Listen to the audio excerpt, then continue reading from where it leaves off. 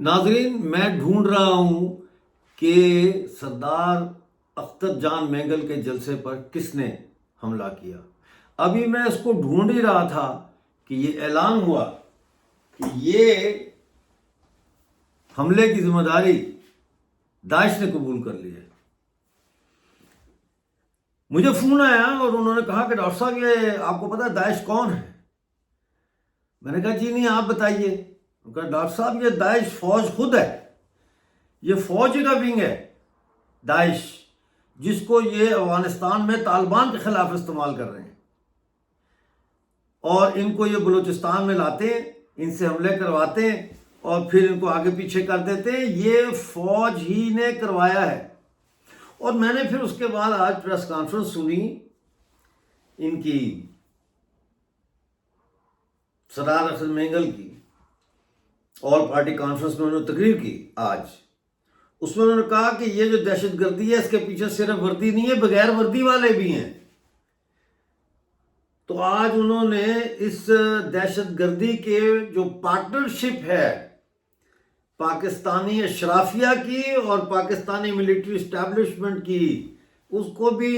ننگا کر دیا ہے۔ بہرحال ایک سنجیدہ نوٹ پر بات کرتے ہیں، وہ یہ ہے کہ ناظرین آپ کو پتہ ہے کہ جب بھی دنیا میں قومی آزادی کی تحریکیں زور پکڑتی ہیں تو پھر ریاست کی طرف سے تیار کیے گئے funded trained non state actor جو ہوتے ہیں ان کو میدان میں اتارا جاتا ہے، گنڈوں کو اتارا جاتا ہے، مسلح جتھوں کو اتارا جاتا ہے،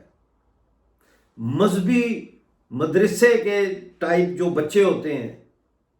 یعنی ان کو اتارا جاتا ہے، رائٹ ونگ کو اتارا جاتا ہے، فاشسٹوں کو اتارا جاتا ہے۔ صرف ایک نہیں، بہت سارے نان سٹیٹ ایکٹرز کو اتارا جاتا ہے کہ وہ کسی طریقے سے جو ہے اس تحریک آزادی کو جو جہاں چل رہی ہو اس کو کچلیں، اور تاریخ ہمیں یہ بتاتی ہے۔ چین کے انقلاب میں موزہ تنگ نے ایک دفعہ کہا تھا کہ ہمیں ایک طرف تو چینگ کائی شک کے ساتھ لڑنا پڑ رہا ہے، اور دوسری طرف اس کے جو غنڈے ہیں ان کے ساتھ بھی لڑنا پڑ رہا ہے، اور تیسری طرف جو مقامی جنگی سردار ہیں ان کی ملیشیا سے بھی لڑنا پڑ رہا ہے۔ تو اسی طرح سے بلوچستان کی جو آزادی کی جنگ ہے اس میں صرف وہ پاکستانی فوج کے ساتھ نہیں لڑ رہے، وہ داعش جیسے تنظیموں کے ساتھ بھی لڑ رہے ہیں، وہ شفیق مینگل کی ڈیتھ اسکواڈ کے ساتھ بھی لڑ رہے ہیں، وہ بہت سے فرنٹس پہ لڑ رہے ہیں، کیونکہ بہت سارے فرنٹس کھولے گئے ہیں بلوچستان کے اندر، تاکہ بلوچستان کے اندر اتنی افراتفری پھیلا دی جائے، اتنی افراتفری پھیلا دی جائے، اتنا قتل و غارت کر دیا جائے کہ پھر بلوچستان کی جو معدنیات ہیں جن کا میں نے اپنے ایک پروگرام میں ذکر بھی کیا ہے، ان کے اوپر جو ہے مکمل کنٹرول، اس کی ایکسکیویشن جو ہے وہ وہاں سے کی جائے۔ ایکسکیویشن سے مجھے یاد ہے کہ ریپبلکن گارڈ جو ہے، بلوچ ریپبلکن گارڈ نے صوبت پور میں جروار کے علاقے میں ایک فوجی تعمیری کمپنی ہے، وہ FWA ہوگی، وہاں پہ انہوں نے حملہ کیا، اور یہ دوستین بلوچ نے یہ پریس ریلیز جاری کی ہے۔ انہوں نے کہا کہ جی یہاں پہ ہم نے عسکری تعمیری کمپنی پر حملہ کر کے ان کے 2 ایکسکیویٹر مشینیں تباہ کر دی ہیں۔ ایکسکیویٹر یعنی کھدائی کی جو 2 مشینیں تھیں وہ تباہ کر دی ہیں۔ بلوچ اپنے زمینی وسائل کے دفاع کی جنگ لڑ رہا ہے نا، وہ تو تباہ کرے گا، وہ تو لڑے گا۔ اسی طرح سے میرے پاس کچھ اور خبریں بھی ہیں، وہ بھی شیئر کر لیتے ہیں آپ کے ساتھ۔ ایک تو پنجگور میں آج صبح علل صبح جو ہے وہ یعنی کہ جو رات گزری ہے 3 بجے صبح پنجگور میں گولیوں سے چھنی لاش برآمد ہوئی ہے، جس کی شناخت سبزل ولد لال محمد کے نام سے ہوئی ہے۔ عمر تقریباً 47 سال بتائی جاتی ہے، وشاب کا رہائشی تھا۔ جو عینی شاہدین ہیں ان کے مطابق گزشتہ رات 3 بجے نامعلوم افراد ایک گاڑی میں سوار ہو کر سبزل کے گھر میں داخل ہوئے اور انہیں زبردستی اپنے ساتھ لے گئے۔ بعد میں گولیوں سے چھنی لاش سریکوران کے قریب سے برآمد ہوئی۔ یہ انہوں نے ایک ظلم کیا۔ اچھا، اس کے علاوہ اور بھی میرے پاس خبریں ہیں۔ ایک خبر میرے پاس یہ ہے کہ ISI اور CTD نے مبینہ طور پر ڈیرہ بھگٹی میں 10 افراد کو جبری طور پر لاپتہ کر دیا ہے، اور یہ ڈیرہ بھگٹی شہر سے جو لوگ اٹھائے گئے ہیں، وسیم ولد شریف بھگٹی، محمد جان ولد رحیم بھگٹی، محمد حسین ولد شاہزین بھگٹی اور کلیرو ولد لیوی بھگٹی۔ پھر پیر کو سے جو لوگ اٹھائے گئے ہیں ان میں علی حسین ولد حاجی بھگٹی،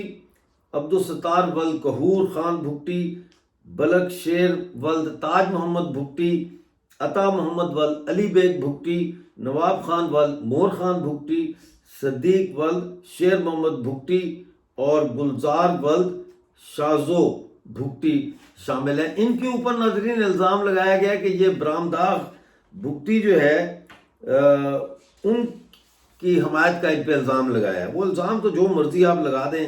کوئی وہ تو ان کا بائیں ہاتھ کا کھیل ہے، یہ تو بندے کی جیب میں اپنی طرف سے چرس ڈال کے کہتے ہیں کہ جی یہ چرس کے کیس میں ہم نے اس کو گرفتار کیا، تو باقی کیا کسی کو کوئی کہے۔ لیکن حالات بڑے سنگین ہیں۔ آج جو پریس کانفرنس ہوئی ہے اس ویڈیو میں بھی جو میں نے اس پریس کانفرنس پہ کی ہے، میں نے اس میں بلوچستان کا جو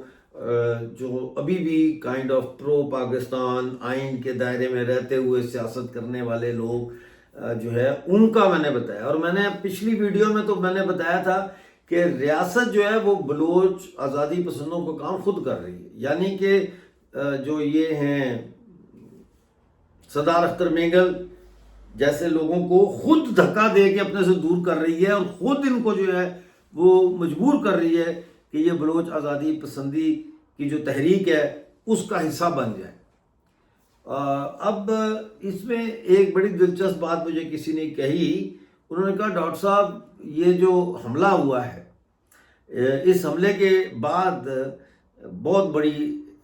تحریک اٹھنی چاہیے ان کے خلاف۔ دیکھیں تحریک تو اٹھی ہوئی ہے میں نے ان کو کہا تحریک تو اٹھی ہوئی ہے، یہ تحریک نہیں ہے۔ BYC اسلام آباد میں 50 دن سے زیادہ ہو گئے دھرنا دیا ہے، کراچی میں 20 دن سے زیادہ ہو گئے ہیں وہاں پہ دھرنا دیا ہوا ہے جی، یہ جلسے ہو رہے ہیں، آپ شامل ہوں۔ اب اس میں شامل ہونے کا ہے مسئلہ، عوام شامل ہوتی ہے یا نہیں ہوتی بڑے پیمانے پر، اس کا پتہ چلے گا 8 ستمبر کو، کیونکہ 8 ستمبر کو پہیہ جام ہڑتال کی کال آلریڈی دے دی گئی ہے۔ بہرحال دیکھتے رہیے Balochistan news exclusive, please channel کو جوائن کریں اور سبسکرائب کریں اور ویڈیو کو لائک اور شیئر ضرور کریں۔ آپ لوگ اس کو جتنا زیادہ دیکھیں گے، پوری ویڈیو دیکھا کریں، اس سے اتنا ہی زیادہ جو ہے ہمیں کام کرنے کا مزہ بھی آتا ہے اور دل بھی کرتا ہے، اور یہی ہمارا انعام ہے کہ ہماری ویڈیو جو ہے وہ آپ نے دیکھی اور شیئر کی اور پھر چینل کو جوائن بھی کیا۔ ملتے ہیں اگلی ویڈیو میں، اس وقت تک کے لیے مجھے اجازت دیجیے، اپنا بہت سارا خیال رکھیے۔